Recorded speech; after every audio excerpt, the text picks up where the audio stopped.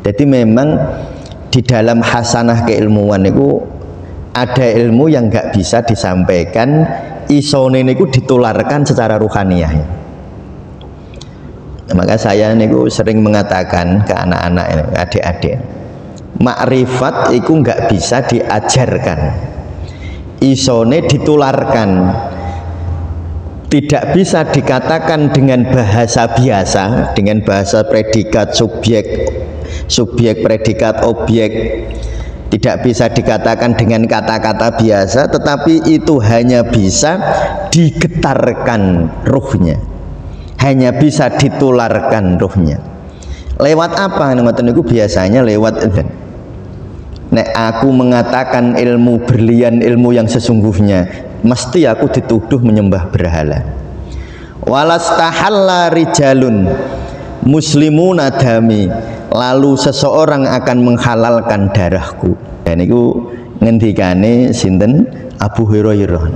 Aku diwenehi Allah itu diwenehi Rasulullah, dari Rasulullah itu 2 kantong ilmu. 1 kantong ilmu yang harus aku sampaikan kepada manusia, kantong yang lain kalau aku katakan kepada manusia lain, maka laqatum minni, mereka akan memenggalku. Itu rahasia-rahasia ilmu yang sering disalahpahami. Di pikiran itu bisa mendekati kebenaran tetapi tidak bisa mencapai kebenaran. Kebenaran yang hakiki hanya bisa dicapai oleh zikir. Nah, ini makanya zikir. Sehingga ketika seorang guru misalnya zikir kali murid-muridnya, niku sebenarnya bukan hanya sekedar mengucapkan zikir, tetapi menggetarkan pemahaman lewat sesuatu tanpa kata. Karena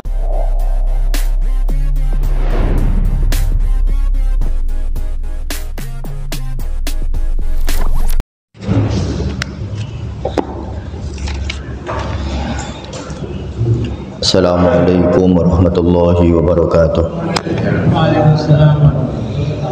Ila hadrati Nabil Mustafa Rasulullah sallallahu alaihi wasallam wa azwajihi wa dzurriyyatihi wa li baitihi wa ila jami' ikhwanihi minal anbiya al mursalin wal awliya wasyuhada wassalihin wal ulama'il musannifin malaikatil muqarrabin, khususan sahibatul kitab sahibuna Athaillah Sakandari dan sedaya ahli warisipun jamaah Masjid Al-Fatah, sedaya cikal bakal Masjid Al-Fatah, sedaya ingkang sampun berjuang berjasa kagem Masjid Al-Fatah, wa usulihim wa furu'ihim wa lisalsilatihim syai'ul lillahi lahumul Fatihah. Bismillahirrahmanirrahim. Alhamdulillahi rabbil alamin, arrahmanirrahim, maliki yaumiddin. Iyyaka na'budu wa iyyaka nasta'in, ihdinas siratal mustaqim, siratal ladzina an'amta 'alaihim ghairil maghdubi 'alaihim waladdallin. Amin. Bismillahirrahmanirrahim. Qala al-muallif rahimahullahu ta'ala wa nafa'ana bihi wa bi ulumihi fid dharain amin ya rabbal alamin. Man ra'aitahu mujiban an kulli ma su'ila wa mu'abbiran an kulli ma syahida wa dzakiran kullama alima fastadilla bidzalika ala wujudi jahli. Kita sampai di hikmah yang ke-71 kitab Al-Hikam ingkang dipun tulis oleh Syekh Ibnu Athaillah Sakandari.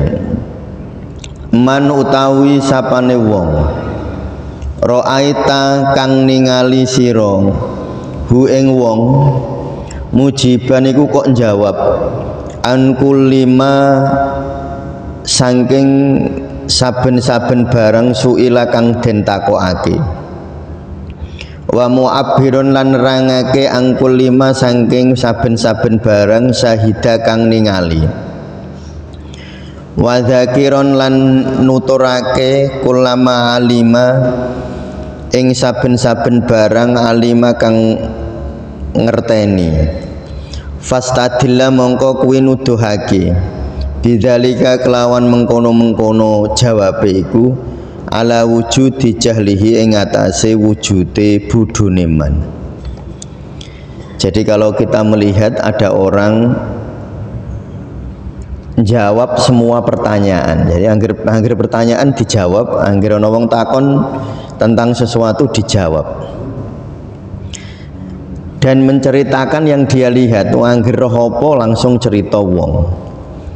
Ketika melihat sesuatu langsung cerita, lihat sesuatu langsung cerita, dan mengatakan semua yang dia ketahui, setiap dia tahu langsung dikatakan. Itu menunjukkan bahwa dia orang bodoh. Jadi orang yang, kalau kita melihat ada orang menjawab semua pertanyaan, mengabarkan semua yang dia tahu, menyampaikan semua yang dia tahu, iku tondo-tondo kebodohan. Nah, sekarang kita bahas secara syariat yang gampang. Tentu kita ini ada batasan ketika ada pertanyaan, bukan hanya kalau tahu dijawab, tetapi harus memahami yang nanya itu siapa. Misalnya anak kita masih kecil bertanya kepada kita, ayah, bunda kok bisa hamil itu gimana? Itu kan kita ya tahu secara syariat orang hamil itu demikian. Tapi nek sing takon bocah cilik nopo yo arep cerita. Atau apakah kita akan menceritakan apa adanya? Ya tentu nek ngono iki sing bodoh yo sing jawab, mboten sing takon. Lalu kita setiap, nah sekarang itu model-model hari-hari ini ngerti sidik langsung share, share ya, iya mas ya. Jadi dapat kabar atau dapat sesuatu dari berita atau dapat video, langsung main share saja. Wabeh sing ngerteni pokoknya dikandake wong. Oh di sini ada kabar begini, langsung di share. Di sini ada kabar begini, langsung di share. Begini ada. Kadang-kadang sing nge-share bareng ya ora maca. Jadi nge-share barang dia nggak baca, tapi dia asal share saja, belum dicek. Apalagi kalau itu berita berhubungan dengan kehormatan orang lain ya, berhubungan dengan kehormatan orang lain. Misalnya ini kalau saya share, ini orang yang ada di dalam tokoh video ini kira-kira kok dielek-elek wong poran. Nah kalau kita melihat video semacam itu ya kudu di cross check dulu, dicari di tempat-tempat pencarian yang terpercaya. Jadi medsos atau media sosial itu ya baik dipakai sebagai salah satu sumber berita, tetapi jangan merasa bahwa yang dari medsos itu mesti benar. Nah kan ada misalnya tentang ayat tertentu di dalam Al-Quran, ada di medsos mengatakan begini, ya paling bagus kita niku mencari tafsir ayat itu dari media yang terpercaya, dari medianya lembaga keagamaan yang populer. Nah itu caranya. Atau sumber dari berita-berita yang memang sumbernya dari sumber-sumber yang terpercaya. Nah niku cara bijak. Jadi tidak semua hal yang aku roh kok, lah dari mana mas? Dari medsos sih loh, no video ini langsung di share. Nah, ini ku berhati-hati ketika begitu, karena itu bisa jadi yang kita share itu mendolimi orang lain. Nah, ini ku bisa jadi ngoten. Jadi setiap ada berita, jangan semua yang kita tahu kita katakan, jangan semua yang kita pahami kita sampaikan. Ini ku wow contoh nih. Ketika yang menanyakan itu siapa, jadi bukan sekedar aku ngerti tak jawab, tapi harus bermanfaatkah jawaban saya itu. Karena kadang-kadang dijawab itu bukan bermanfaat. Karena misalnya ada orang nanya itu bukan karena dia tidak tahu, ada orang bertanya karena dia kepengen mempermalukan yang ditanya. Misalnya ada seminar, terus ada pesertanya aslinya ya dia paham, cuma dia merasa Mary iri, wah, dia ingin menjatuhkan pembicara, terus dia bertanya.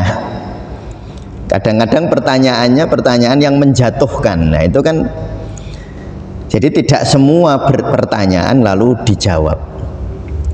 Maka saya Ibnu Athaillah ini terus ngendiko, ono wong kok jawab kabeh pertanyaan, ngabarke kabeh yang dia tahu, menyebut semua yang dia pahami, itu bisa jadi menunjukkan kebodohan. Nah ini kalau dari aspek-aspek syariat biasa. Mari kita dalami makna ini dalam aspek-aspek yang lebih dalam ya. Wonten dawuh ulama, qulubul ahrori kuburul asrori. Hatinya para kekasih, hatinya kekasih Allah niku kuburul asrori, kuburane rahasia-rahasia. Sebab ngeten nggih, banyak pemahaman-pemahaman itu tidak bisa dijelaskan kepada orang lain, dan mungkin itu jauh lebih banyak. Makanya para wali, para kekasih niku hatinya kebak rahasia, dia tidak bisa menyampaikan hal-hal yang sebenarnya dia tahu, tapi itu rahasia tenan. Nah kalau disampaikan nanti menyebabkan kegaduhan. Makanya seringkali para kekasih itu terus ngendikan kadang-kadang terus tindakan lungo adoh wis gak usah ketemu wong, karena dia menyimpan rahasia yang sangat besar, ngono aku keterucut nanti bahaya. Nah misal kalau di dalam kitab Sirul niki Ibnu Athaillah niki teng sarai niki niku diceritake contohnya Al-Hallaj. Al-Hallaj niku seorang ulama sufi yang luar biasa, lalu dia karena saking ora kuate niku menyampaikan sesuatu yang sebenarnya itu tidak boleh dikatakan. Sebenarnya tidak boleh, tapi keterucut itu karena saking merasa kebahagiaan, kedamaian yang luar biasa niku saking terus keterucut. Makanya beliau terus bilang anal haq, anal haq, aku itu kebenaran, aku itu Allah, aku itu Tuhan. Nah kalau itu dikatakan itu akan bahaya, karena ngoten niku ora entuk diomongke. Maka kutilal hallaju, terus al-hallaj itu akhirnya memang terpaksa lalu harus dihukum mati. Nah kalau di Indonesia niku yang terkenal nggih Syekh Siti Jenar nih. Menyampaikan sesuatu yang seharusnya rahasia tapi tersampaikan keterucut. Yang luar biasa niku Rasulullah mboten nate keterucut. Nek para kekasih niku karena kobaran cinta yang luar biasa keterucut ngendikane. Nah ketika keterucut lalu orang-orang sekitarnya tidak memahami, menyalahpahami, lalu resikonya resiko kegaduhan. Maka lalu terjadilah peristiwa yang kita pahami ini. Lalu Syekh Siti Jenar niku sampai dihukum mati bukan karena salah tapi karena keterucut nih. Makanya terus wonten ulama niku dawuh, namanya Sayyidina Ali bin Husain bin Ali bin Abu Thalib niku cucune Sayyidina Ali niku ngendika ngeten niki wonten Syarah Al-Hikam. Ya rubba jauhariya ilmin, betapa banyaknya rahasia berlian-berliannya ilmu. Lau abuhu bihi laki lali anta, seandainya aku membuka ilmu ini, laki lali maka aku dikatakan anta mimman ya'budul wasana, engkau penyembah berhala. Ini jadi wonten ulama niki dawuh ngenten, nek aku mengatakan ilmu berlian, ilmu yang sesungguhnya, mesti aku dituduh menyembah berhala. Walastahalla rijalun muslimuna dami, lalu seseorang akan menghalalkan darahku.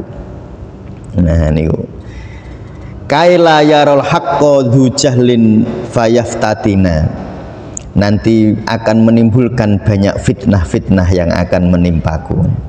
Jadi memang di dalam hasanah keilmuan itu ada ilmu yang nggak bisa disampaikan, isone niku ditularkan secara ruhaniyah. Maka saya niku sering mengatakan ke anak-anak, adik-adik, makrifat itu nggak bisa diajarkan, isone ditularkan. Tidak bisa dikatakan dengan bahasa biasa, dengan bahasa predikat subjek predikat objek, tidak bisa dikatakan dengan kata-kata biasa, tetapi itu hanya bisa digetarkan ruhnya, hanya bisa ditularkan ruhnya. Lewat apa? Ngoten niku biasanya lewat zikir bareng, mboten lewat kata-kata. Biasanya lewat zikir bareng gurune, zikir mboten lewat mikir. Jadi tidak bisa dikatakan, kalau dikatakan dengan bahasa otomatis dipahami lewat pikiran, gitu. Misalnya saya mengatakan ini kan pakai kata-kata, jenengan mesti memahami lewat pikiran. Kata-katanya Pak Mustamir itu subjeknya mana, predikatnya mana, objeknya mana, keterangannya mana, kesimpulannya nanti begini. Nah itu nanti kata-kata akan diterima oleh pikiran, padahal kebenaran yang hakiki itu bukan di pikiran. Pikiran itu cara kita untuk mendekati kebenaran, tetapi bukan mencapai kebenaran.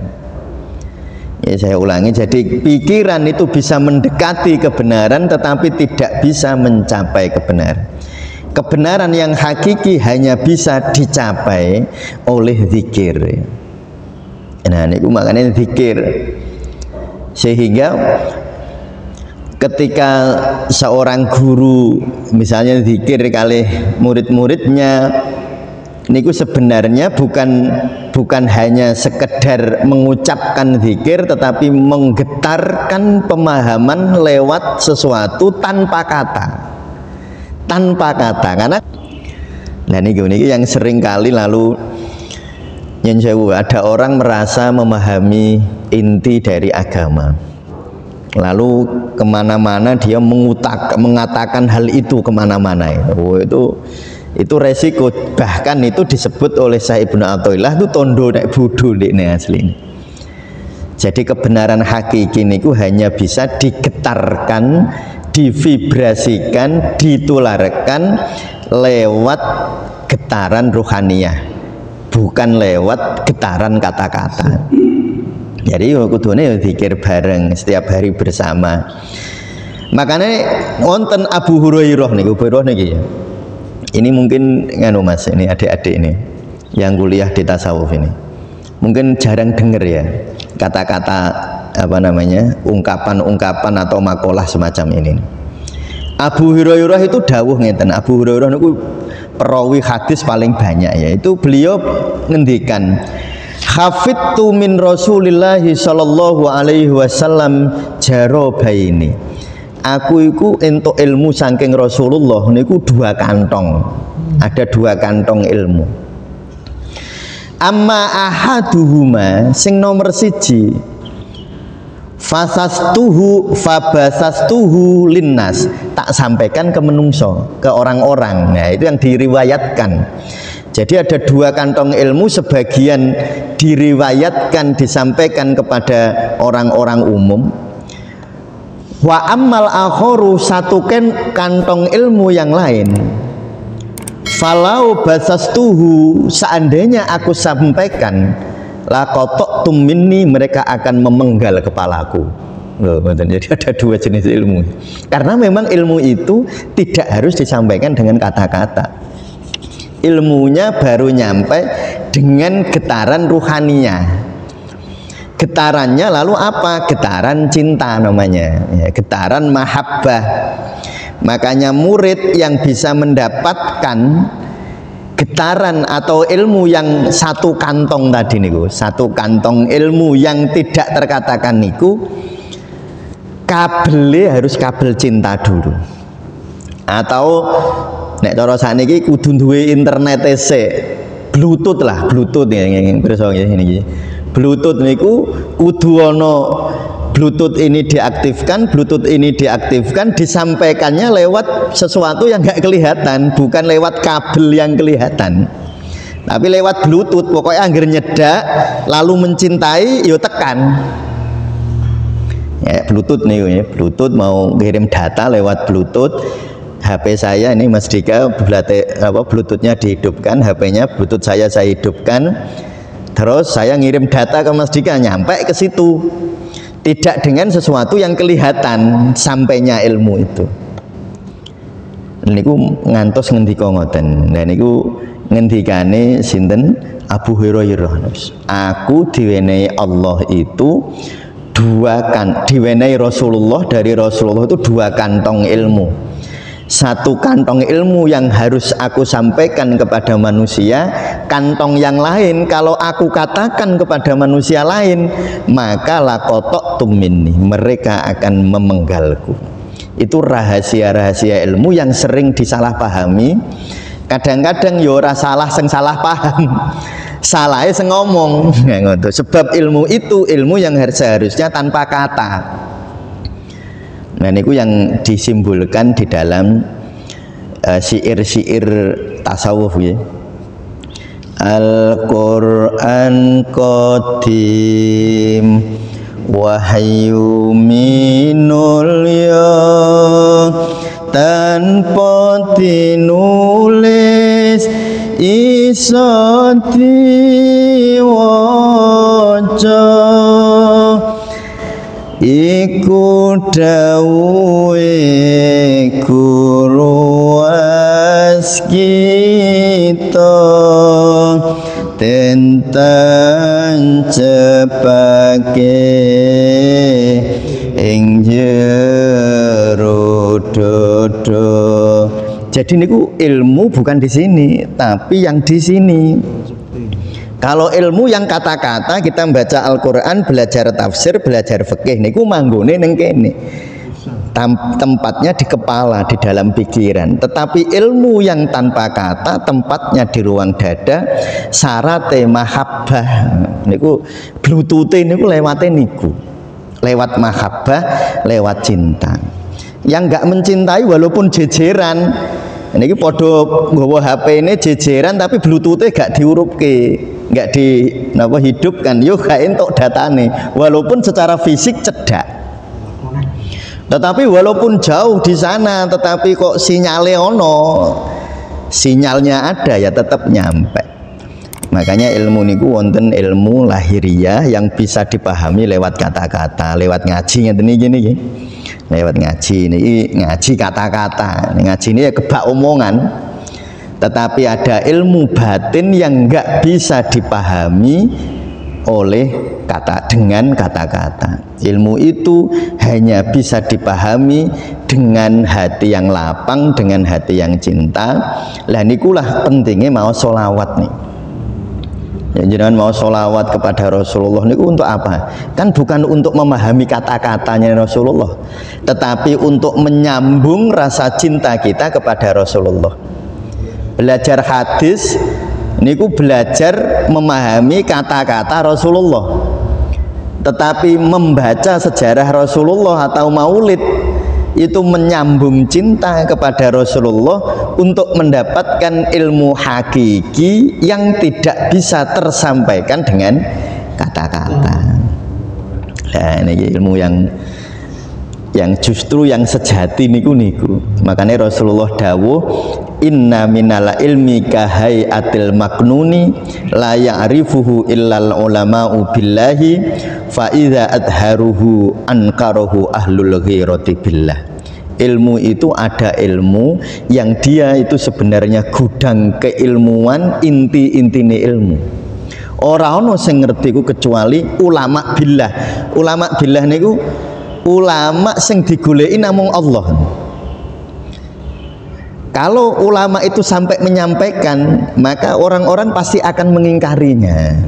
Ada ilmu-ilmu batin yang nggak bisa dipahami dengan kata-kata. Niku kira-kira nggih, kalau kita bayangkan sederhana kados jenengan kalih garwani. Kan tidak semua itu disampaikan dengan kata-kata, tapi rasa cinta itu membuat jenengan kalih garwa itu kaya duwe telepati. Ya karena sudah saling mencintai, sudah memahami, mesti wis husnudzon. Husnudzon, mencintai itu membuat komunikasi kita dengan orang yang kita cintai itu komunikasi yang seringkali tidak harus dengan kata-kata.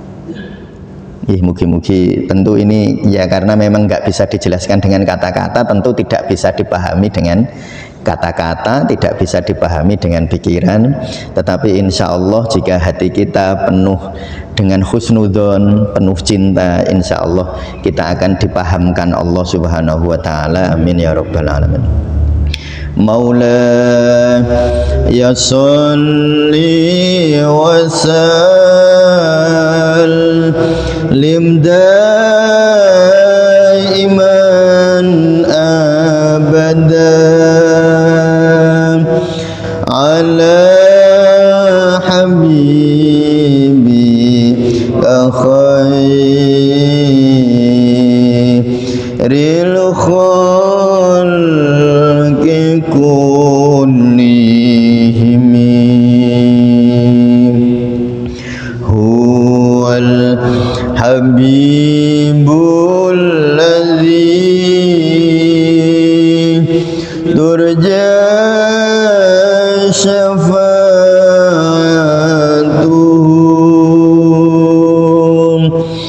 likulli hawli minal ahwalil muqtahimin ya Rabbi bil Mustafa balligh maqasidana